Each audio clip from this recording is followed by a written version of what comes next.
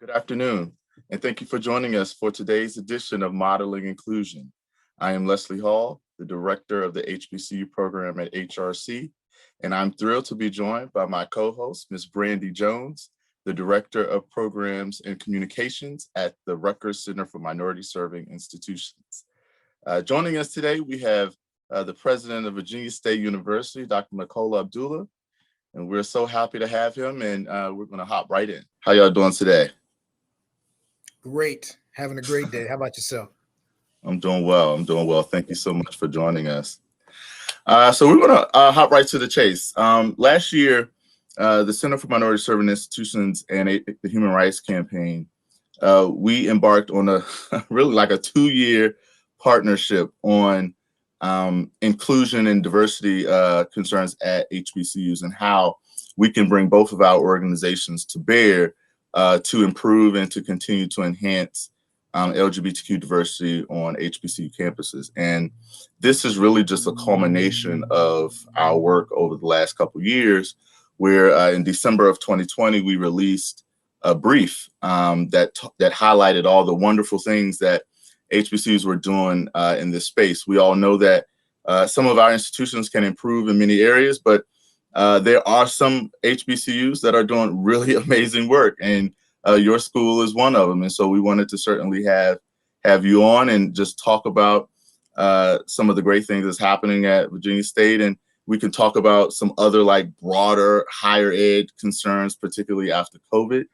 And then we'll wrap up and let you get on back to leading Virginia State.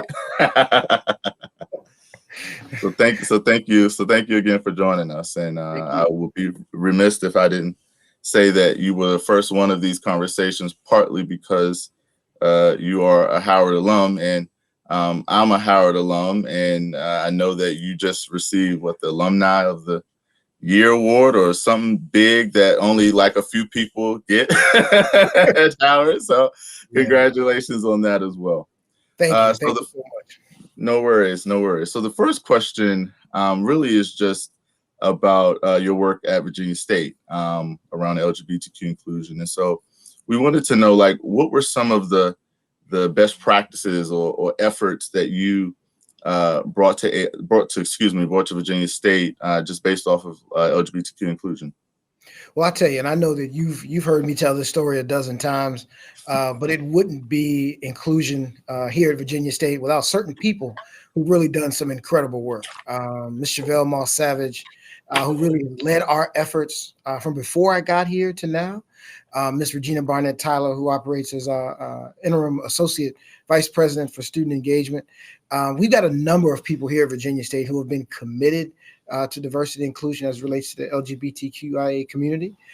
And without them, honestly, nothing here would have happened. And so I want to point out some of the highlights that we've had even before I got here, because it really speaks to where VSU was and the fact that really what I needed to come in and do was to support the work that was already happening, right? To give folks who are really serious about the work, to give them a platform at the highest level, to begin to do some of the things that they already had on the table. And I think that's important as a president, that we don't have to always reinvent the wheel or come in with our own agenda, but to really support the agenda of those who are already doing the work. And so, again, I highlight other people's work when I talk about this, but our initial Pride Ball and Pride Week was all the way back in 2012. Again, I started in 2016, and our first Lavender graduation was in 2015. And so those were two of the events that our people, again, Ms. Chevelle Moss Savage, number one, really fought for. And then as I came in 2016, I really moved forward with gender inclusive bathrooms. That was actually the first ask, the very first ask from any group of students when I came on campus. And they had already figured out a plan and knew what needed to happen, and we made sure that we made it happen. And so, again, I think I would want to highlight the fact that it's, I'm proud of the work that we've done at Virginia State. When I say we, there's a lot of folks included in we, but more importantly, I'm proud to support the folks who are really, really serious about doing the work. Very nice, very nice. Thank you for that. You brought up the Lavender graduation. I was actually supposed to attend it last April before COVID hit, and COVID kind of just ruined all that. So I was really excited to be a part of that. Brandy? Sure. I just wanted to thank you and echo kind of what Leslie has said for contributing to this important discussion and for also leading such an inclusive institution. So my next question is really about kind of the brief that we produced. As Leslie mentioned, it's something that we've been working on, a culmination of the work that we've been doing regarding HBCU inclusion with regards to LGBTQ plus students. So in particular, I'm really interested to figure out if anything stood out to you from the brief. Did anything make you kind of rethink your efforts or think about how you can expand upon your efforts? Well, I tell you, I think one of the things that was so exciting was to see how much work is being done. To echo some of the words that Leslie used earlier, there's so much work that we need to do. And sometimes even here at Virginia State, we get caught up in how much we need to do and how much we haven't done. And sometimes it can become important to kind of just stop just for a second and look back and say, we have made a positive change on campus. And I think that was the thing that really came out for me most in the brief, is that we're not alone at Virginia State. There's a bunch of institutions doing some great work. Do we need to do more? Yes. Did we get some ideas out of the report? Oh, certainly. Certainly we did. But it also made me feel really good that in our space, and Leslie, even from about 4 or 5 years ago, when we first started having some of the HBCU president meetings at HRC, there's so much that is different and so much that has changed. And our jobs regarding diversity and inclusion around LGBTQ plus students and faculty and staff is much easier than it was then. And I think so. So I guess my answer is this: the thing that I highlighted, I got the most was, I wonder where we'll be in another 4 or 5 years, right? And so it was almost like I was able to see a vision of the future where we're even much farther along than we are today. And so it gave me a lot of hope. Gave me a lot of hope. Thank you for that.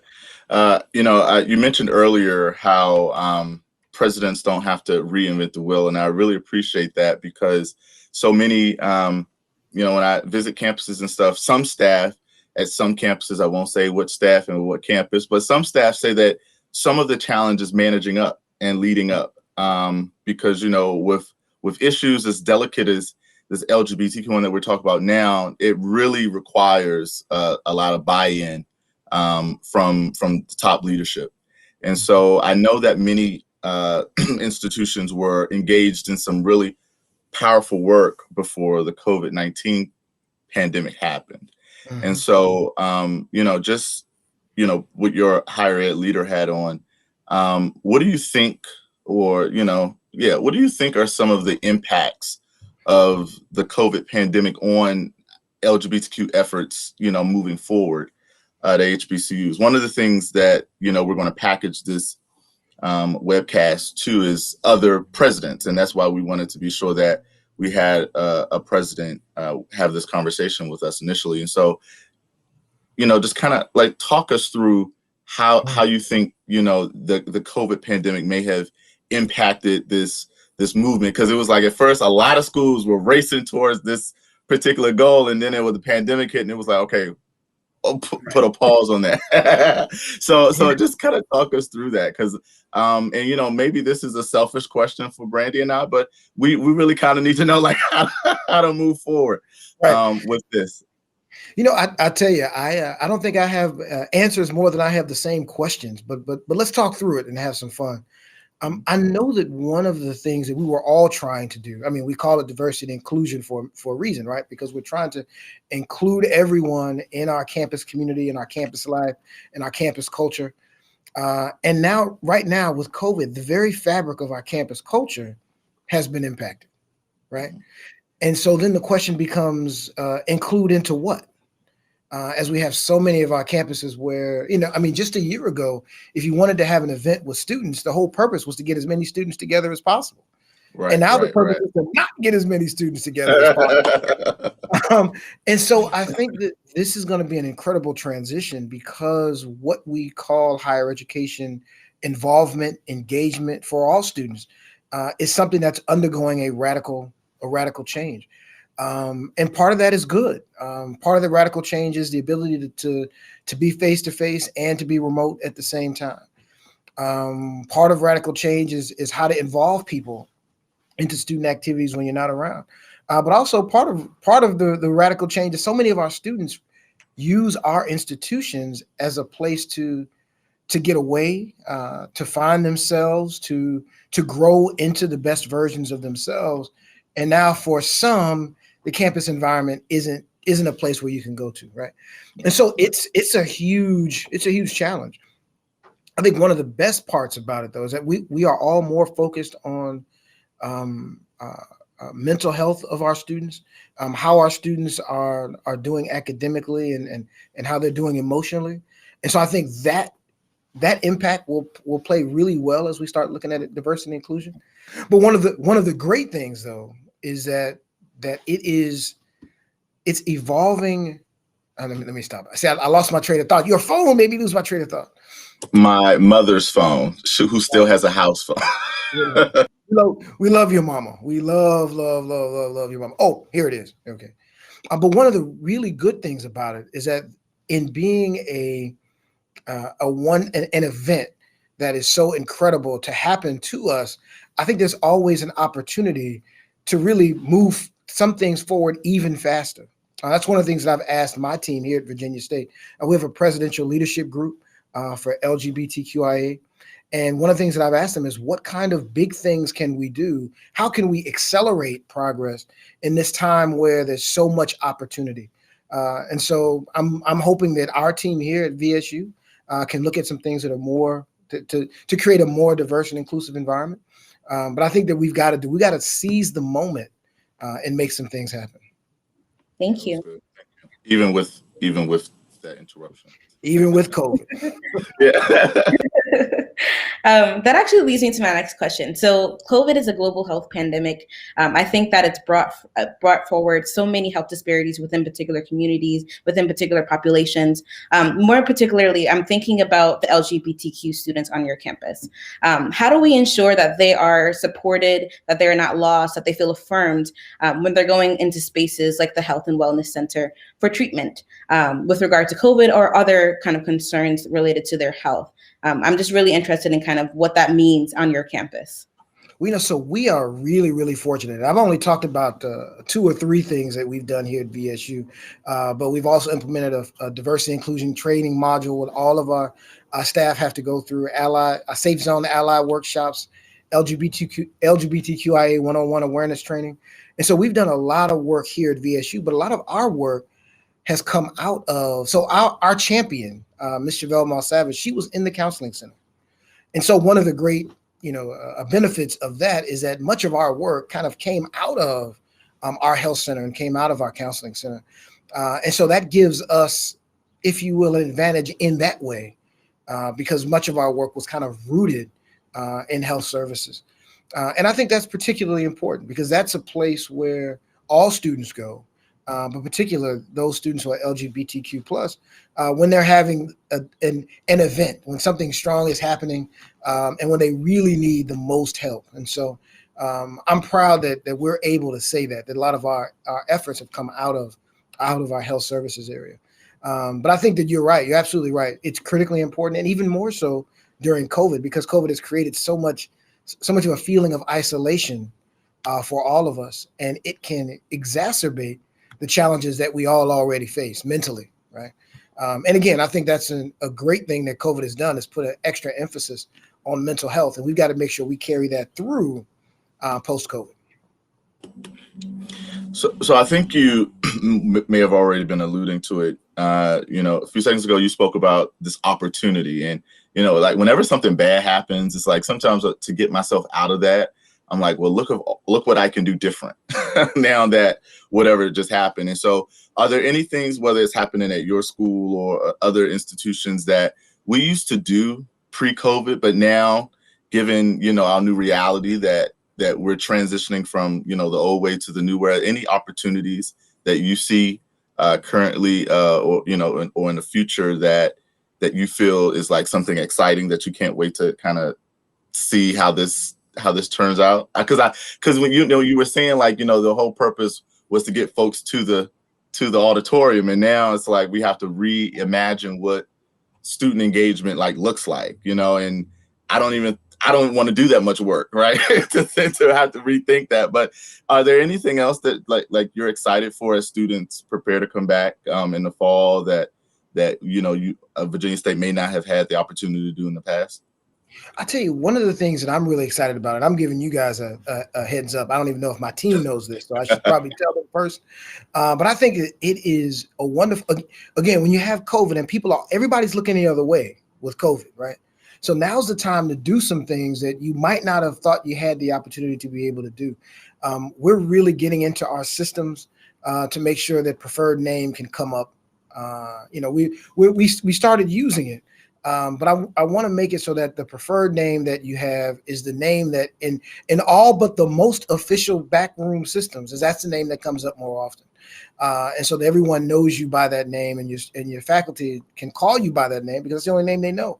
I also would love to see, and we're going to make this happen. We're going to take some recruitment pictures that more accurately reflect diversity and inclusion here on campus.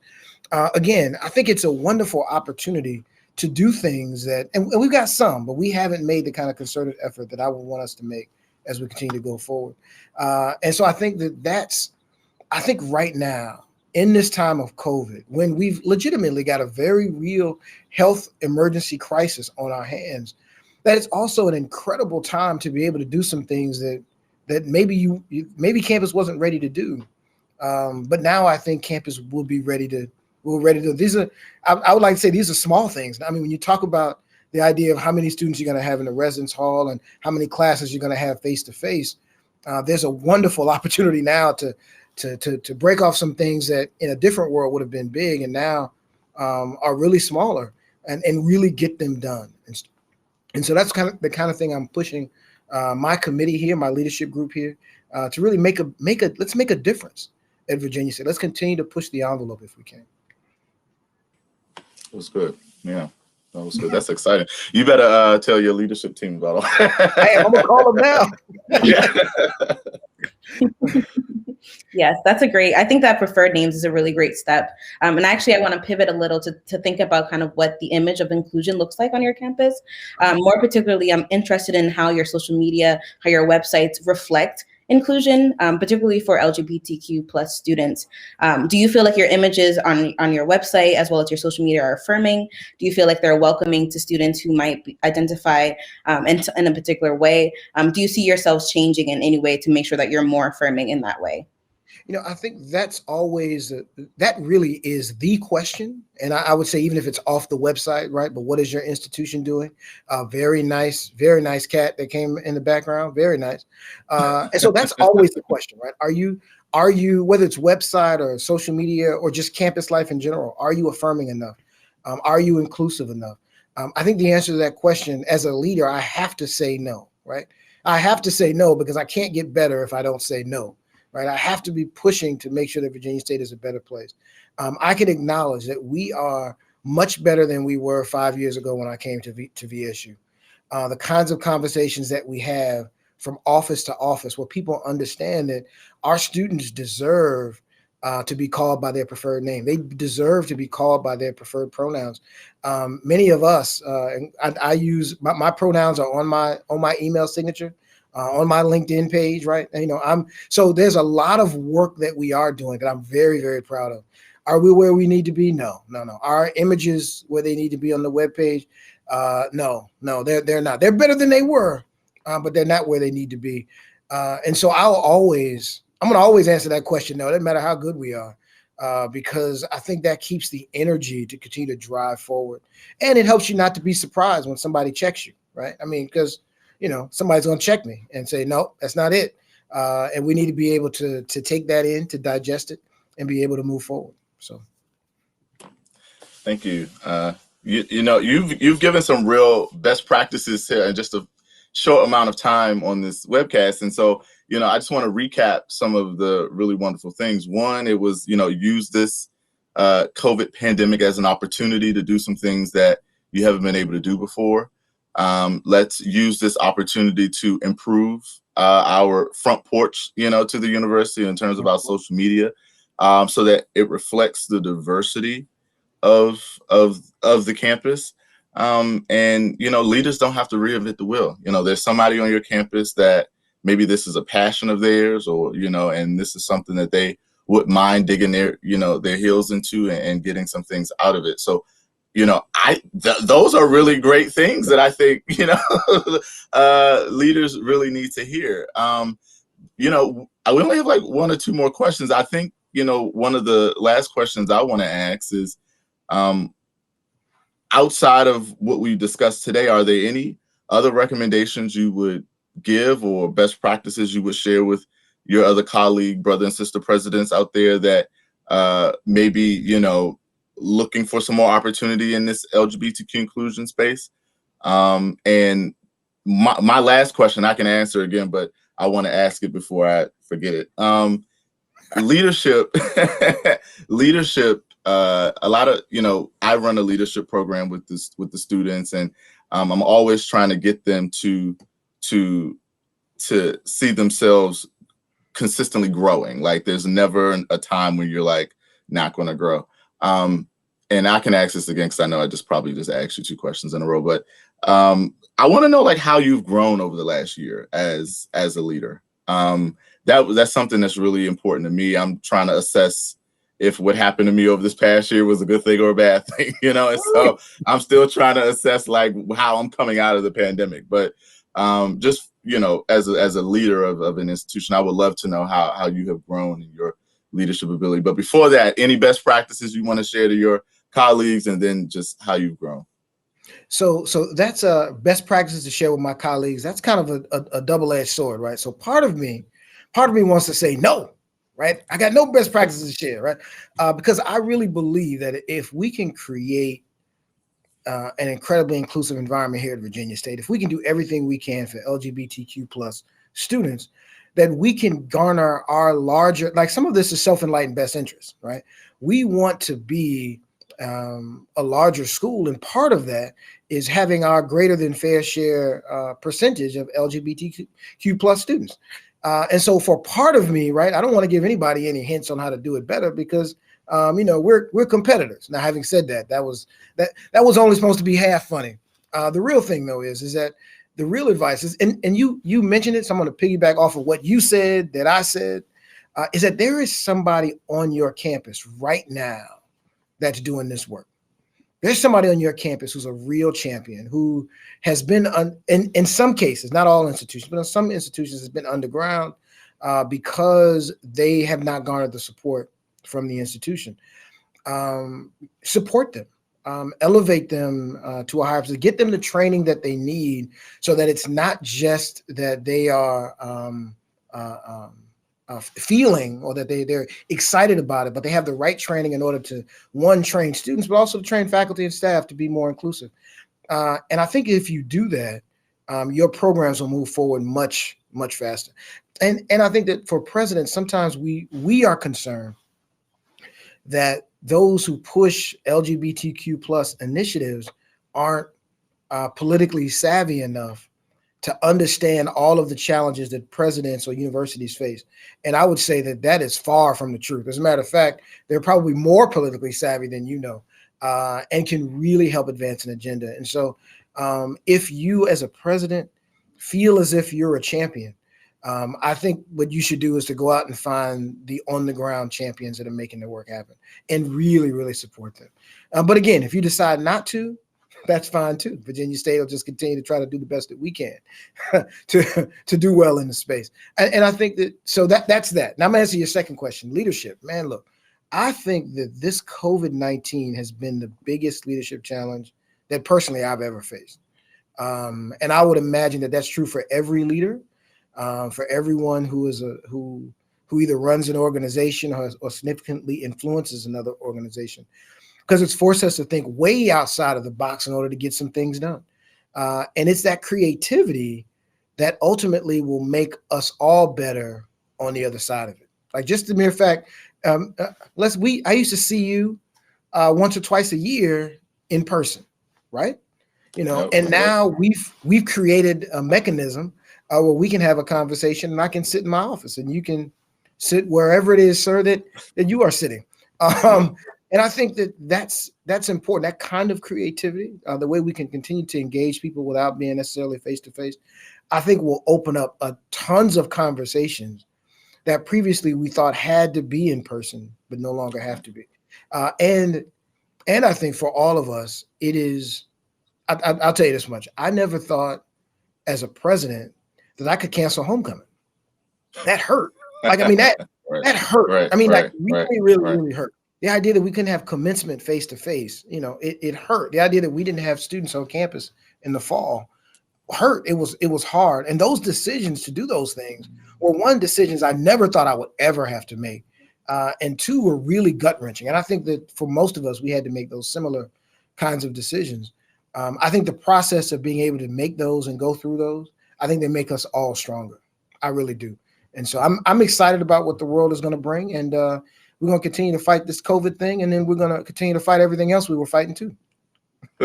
Right. Yeah, because we weren't without problems before. That's right. Not like COVID is the only challenge we have. Right. Yes. Brandon, you have anything else? Nope. Okay, good deal. Uh-oh. Well, you were about to say something? No, I said I messed up and answered all the questions too early. Oh, no. I mean, you were good. I mean, this is, your colleagues don't have a whole lot of time to be watching these things anyway. So we gotta get it and get it out. So I appreciate this so much. Thank you for taking the time. Brandy and I, when we were initially, putting this into conceiving this whole idea, the moment we, said, oh, we want to start off with the president, it was like Dr. Abdullah from Virginia State, like hands down. So thank you, sir, for just always being a partner and a support system, and even a mentor. You've emailed me on the side for a few things, and I appreciate that. And so thank you for all the work that you're doing. And Virginia State is being recognized for that. And I just want you to know that folks see the type of work that you're doing. And thank you to the staff on your campus as well, who really leading the charge on the ground as well. So thank you. Well, look, Brandy, thank you for the work that you all do at the center and for the report that you did. It really meant a lot. And, Leslie, thank you really for everything, for being a real leader in this movement and for bringing us together so that we could become better together as HBCUs. So thank you. I appreciate you.